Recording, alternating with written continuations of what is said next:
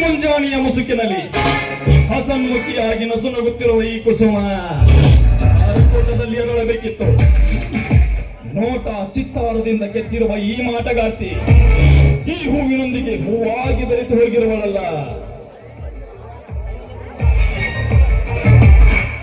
ಓಹೋ, ಇವಳು ನಾ ಬಯಸಿದ ವಾದಿರಾಜನ ಮಗಳು ಪಲ್ಲವಿ. ಈ ನಲ್ಲಿಯನ್ನು ಹಾವಾಗಿ ಕಚ್ಚಲು, ತುಂಬಿಯಾಗಿ ಪರಿಮಳ ಹೀರಲು. ಹಾ ಪಲ್ಲವಿ,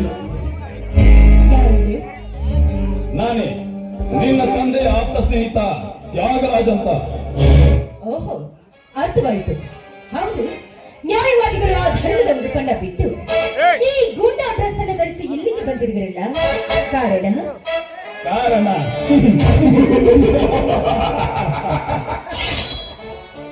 ವರ್ಷಪೂರ್ಣ 18 ತುಂಬಿರುವ ನಿನಗೆ ಎಂಟಸ್ತಿಕೆಯ ಹಾದಿ ತೋರಿಸಿ ನಿನಗೆ ಮೊತ್ತೈದ ಭಾಗ್ಯ ಕಲ್ಪಿಸಬೇಕೆಂದು ಬಂದಿರುವೆ. ಆ ವಿಚಾರಕ್ಕೆ ನನ್ನ ತಂದೆ ಇದ್ದಾನೆ. ನೀವಲ್ಲ, ನೀವೀಗ ಬಂದ ದಾರಿಗೆ ಸುಖವಿಲ್ಲದೆ ಸುಮ್ಮನೆ ಹೋಗಿರಿ ಇಲ್ಲಿಂದ.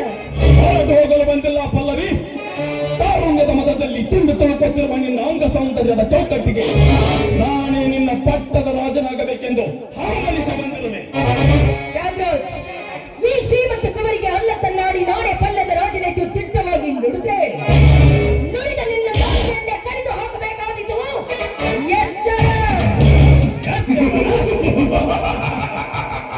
ನನಗೆ ಎಚ್ಚರ ಹೇಳುವ ಹುಚ್ಚು ಕುವರಿಗೆ ರೆಕ್ಕೆ ಬಲಿಯದ ಹಕ್ಕಿ ನೀನಾಗಿ ಈ ರೀತಿ ಸಕ್ಕಿನಿಂದ ಹಾರಾಡಿ ನನ್ನ ಮಾತಿಗೆ ನೀ ಮಿಕ್ಕಿ ನಡೆದರೆ ನಿನ್ನ ಶೀಲವನ್ನು ಕೊಕ್ಕಿ ತಿನ್ನುವುದೇ ನನ್ನ ಬಲವಾದ ಛಲ. ನಿನ್ನ ಛಲಕ್ಕೆ ಹೇಗೆ ನನ್ನ ಕಲ್ಲೇರ ಉಪಯೋಗಿಸಬೇಕು ಅಂತ ನನಗೂ ಚೆನ್ನಾಗಿ ಗೊತ್ತು.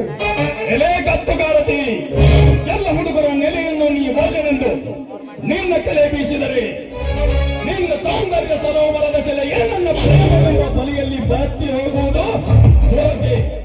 ಆಗ ನಿಮ್ಮಪ್ಪ ಕತ್ತಿ ಕಟಾರ್ ಹಿಡಿದುಕೊಂಡು ನಿಮ್ಮ ಅರಮನೆಯ ತುಂಬ ಚಡಪಡಿಸಿದರು.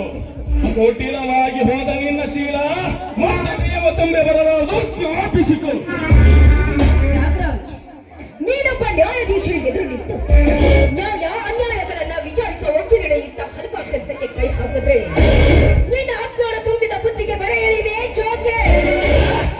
ನನಗೆ ಬರೆ ಎಳೆಯುವ ಹರಿಯದ ಬಾಲೆ ಅಚ್ಚ ಕನ್ನಡದಲ್ಲಿ ತಿಳಿಸಿ ಹೇಳಿದರು ತಿಳಿ ನನಗೇನು ತಿಳಿದಿತು ನನ್ನ ಮಾತಿನ ಸರಮಾಲೆ.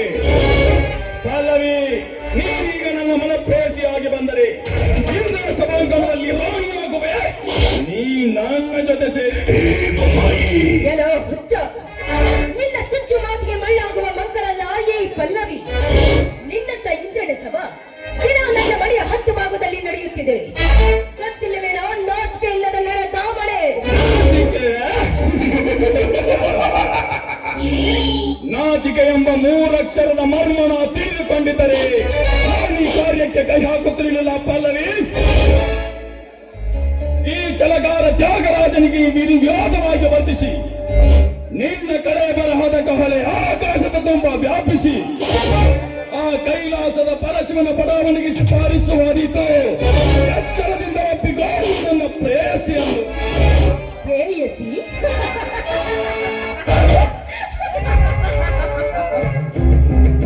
ಏನೋ ಅರಸೆಯನ್ನ ಕಾಣದ ಬೇವರಸಿ ನಿನ್ನತೆ ರಸಿಕರ ರಾಜನಿದ್ದು ಹಿಂದೆ ಮಹಿಷಾಸುರನೆಂಬ ದಿಟ್ಟ ರಾಕ್ಷಸ ಪಟ್ಟದ ರಾಜನಿದ್ದು ಮೆಟ್ಟಿ ಸೀಳಿಸಿಕೊಂಡ ಜಗನ್ಮಾತೆ ದೇವಿಯ ಕೈಯಲ್ಲಿ ಅದರಂತೆ ನೀನು ಕೆಲಸ ಮಾಡಲು ಮುಂದಾದ್ರೆ ಹಂದಿಯಾಗಿ ಹಿರಣ್ಯಕಶಿಪನ ರಕ್ತ ಕುಡಿದಂತೆ ನಾಳಿನ ರಕ್ತ ಕುಡಿಯದೆ ಬಿಡಲಾರೆ.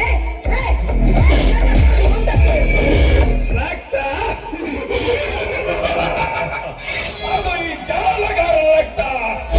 ಎಲೆ ನನ್ನ ರಕ್ತ ಕುಡಿಯುವ ರಾಕ್ಷಸಿಯೇ, ಮೋಸದಿಂದ ಹಂದಿಯಾಗಿ ಬಂದು ನನ್ನ ಕಶ್ಯಪನನ್ನು ಕೊಂದ ನಿನ್ನ ಕೃಷ್ಣ ಯಾವ ಗಂಡಸು. ನೋಡು ಪಲ್ಲವಿ, ಎಂದಿನ ಮಾಯಾಯುಗದ ಛಾಯೆಯನ್ನು ನೀ ನನಗೆ ಬೀಸಿದ್ದು ನಿನ್ನ ರತಿಯಂತ ರೂಪ ನನ್ನ ಕೋಪಾಗ್ನಿ ಕೆಂಡ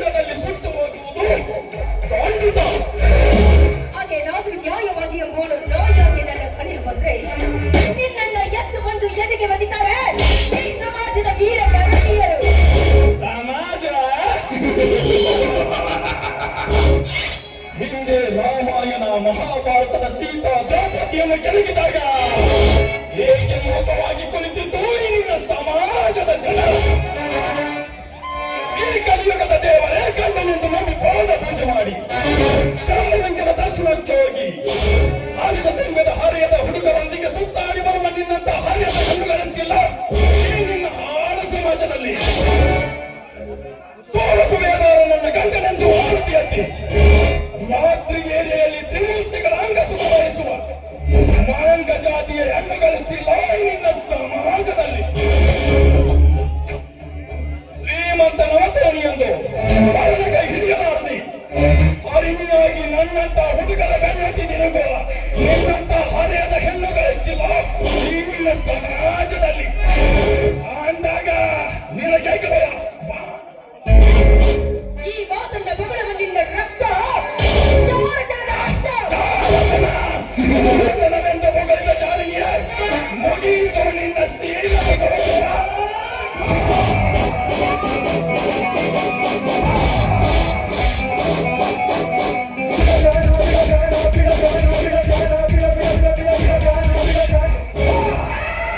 ರತ್ನದಾರಿಕೆಯ ಮೊಮ್ಮಗನೇ ವಕೀಲ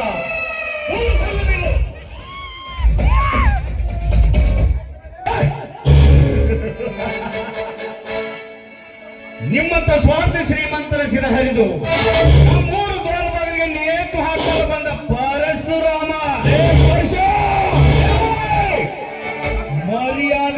ಮರ್ಯಾದೆಯಿಂದ ಬಗಳಲೆ ವೀರ ಪರಶುರಾಮನನ್ನು. ಇಲ್ಲದಿದ್ದರೆ ಕಾಮದಿಂದ ತುಂಬಿದ ನಿನ್ನ ದೇಹವನ್ನು ಸೀರಿ ಅಗ್ನಿ ಹೋಮ ಹವನ ಕುಂಡಕ್ಕೆ ಆಹುತಿ ಮಾಡಿಬಿಡುವ ಎಚ್ಚರ. ನನಗೆ ಎಚ್ಚರ. ಎಚ್ಚರ ಎಚ್ಚರ ಎಂದು ಬಡಬಡಿಸುವ ಹುಚ್ಚ. ಈ ಗಾರುಡಿನಾಟ ಯಾರೆಂಬುದು ನೀ ಅರಿಯಲಾರದೆ ಈ ಹರೆಯದ ಬಾಲಿಯನ್ನು ರಕ್ಷಿಸಲು ಬಂದರೆ ನನ್ನ ನಿನ್ನ ಬಾಳಿಗೆ ರಾಗ ಹಾರಿಸಿ ನಿನ್ನನ್ನು ಇಲ್ಲೇ ಗೊಂಡಿನ ಸಿರಿಮನೆಗೈದು ಈಗಲೇ ನಿನ್ನನ್ನು ಕೋಟೆ ಹತ್ತಿಸುವೆ. ನೀನು ಎಚ್ಚರ. ನೀನು ಹಾರಿಸುವ ಗುಂಡಿಗೆ ಹೆದರಿ ಈ ಗಂಡನ ಗರತಿಯನ್ನು ನಿನಗೊಪ್ಪಿಸಿ ಹೋಗಲಿಕ್ಕೆ ಸಣ್ಣನಲ್ಲ ಈ ಪರಶುರಾಮ. ನಿನ್ನಂತ ನೂರಾರು ಕುಂಡಿಗಳ ಕಣ್ಣನ್ನು ಕಿತ್ತು ಇಂಥ 10 ಗರತಿಯರ ಶೀಲ ಕಾಪಾಡುವ ಹೆಂಡು ಹುಲಿಗಳ ಗಂಡ ಇವನು.